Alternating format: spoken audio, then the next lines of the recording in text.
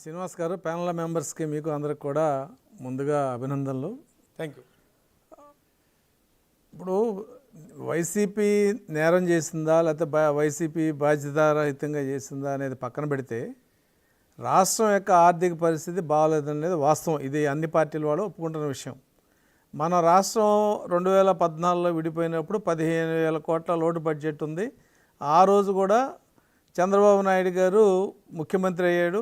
ఆ రోజు ఆయన గెలిపించడానికి ప్రధాన కారణం ఏంటంటే ఒక అనుభవజ్ఞుడు, ఒక విజనరీ రాష్ట్రానికి ఉంటే విడిపోయిన రాష్ట్రానికి వచ్చే ఇబ్బందులన్నీ కూడా ఓవర్కమ్ అవడానికి అవకాశం ఎక్కువ ఉందనే ఒక అభిప్రాయంతో ఆ రోజు ప్రజలను గెలిపించారు. మళ్ళీ 2019లో ఎందుకో ప్రజల అభిప్రాయం మారింది. మళ్ళీ వాళ్ళు 2024లో ఏదైతే 2014లో ప్రజాభిప్రాయం ఉందో ఆ ప్రజాభిప్రాయానికి రెట్టింపుగా ఇవాళ చంద్రబాబు నాయుడు మీద నమ్మకంతో గెలిపించారు.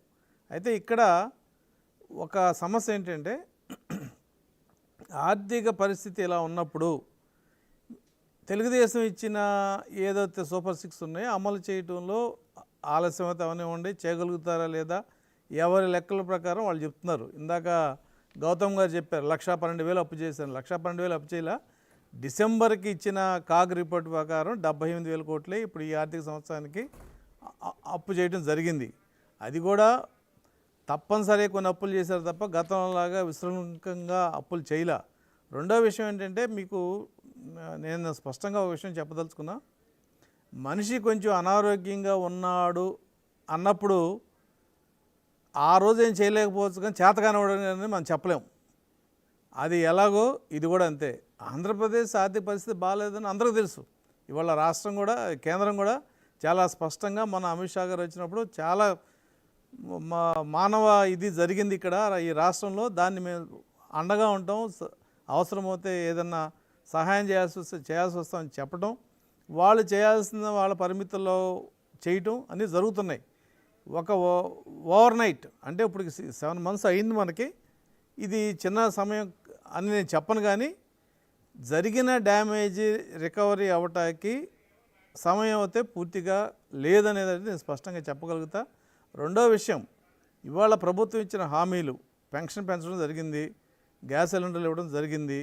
మిగిలిన వాటిలో ప్రధానమైనవి ఉచిత బస్సు ఒకటి, తర్వాత మహిళలకి ఏదైతే నెలవారీ ఇస్తా ఉన్నారో అదొకటి, ఈ రైతులకు ఇవ్వాల్సిన 20,000 ఒకటి, ఈ 3 ప్రధానమైన హామీలుగా ఉన్నాయి.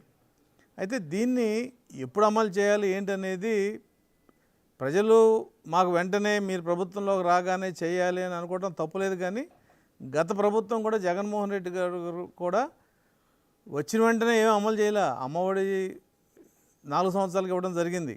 అలాగే కొన్ని పథకాలు 7 నెలల తర్వాత కానీ ఆయన ప్రారంభించడం జరగలేదు. పెన్షన్ 3,000 చేస్తామని పెంచుతూ పోవడం జరిగింది. అలా తెలుగుదేశం ప్రభుత్వం చేయదనే విషయాన్ని అయితే నేను స్పష్టంగా చెప్పదలుచుకున్నా. నిన్న ముఖ్యమంత్రి గారు కూడా ఈ నీతి ఆయోగ్ దాని మీద చాలా స్పష్టంగా చెప్పాడు. ఈ ఆర్థిక పరిస్థితికి మేమిచ్చిన వాగ్దానాలు అమలు చేయడంలో ఎట్టి పరిస్థితులు ఇది అడ్డు కాదు. అయితే ఇది పరిస్థితి ఎలా ఉందని ప్రజలు చెప్పాల్సిన బాధ్యత మాకు ఉంది కాబట్టి నేను చెప్తాను స్పష్టంగా చెప్పాడు. కాబట్టి ఈ కాగ్ రిపోర్టో లేకపోతే ఇంకోటో అడ్డం పెట్టుకుని ప్రజలకు ఇచ్చిన వాగ్దానాలు హామీలని పోస్ట్పోన్ చేసే ఆలోచన కానీ అవసరం కానీ తెలుగుదేశం పార్టీకి లేదు. అమలు చేయటంలో ఒక నెల ఏదైనా అటు ఇటు అవ్వచ్చు, దాంట్లో ఇబ్బందులు పడే పరిస్థితి కానీ, ఎందుకంటే ఇది నెల నెల ఇచ్చే పెన్షన్ కాదు, ఒక నెల తగ్గితే మనకి నష్టం వస్తుంది అనుకోవడానికి. కాబట్టి ఈ విషయంలో ప్రతిపక్షాలు కానీ లేదంటే మిత్రపక్షాలు కానీ ఎటువంటి అపోహలు పెట్టుకోవాల్సిన అవసరం లేదు. ఖచ్చితంగా మేము ఇచ్చిన సూపర్ 6తో పాటు మిగతా కొన్ని హామీలు ఏదైతే ప్రభుత్వం అనుకుంటుందో అవి తప్పనిసరిగా అమలవుతాయి. అయితే ఆర్థిక విధ్వంసం జరిగిందనే విషయాన్ని ప్రతిపక్షాలు కాకుండా మాతో మిత్రపక్షాలుగా ఉన్న జనసేన కానీ బీజేపీ కానీ, అటు మిత్రపక్షమా లేకపోతే స్వపక్షమా అని చెప్పలేకుండా ఉన్న కాంగ్రెస్ పార్టీ కానీ ఆర్థిక విధ్వంసాన్ని గుర్తించాలనేది మా విన్నపం. రైట్. వైఎస్ఆర్సీపీ నాయకులు రాజీవ్ గాంధీ గారు, అంటే ఈ ప్రభుత్వం హామీ ఇచ్చి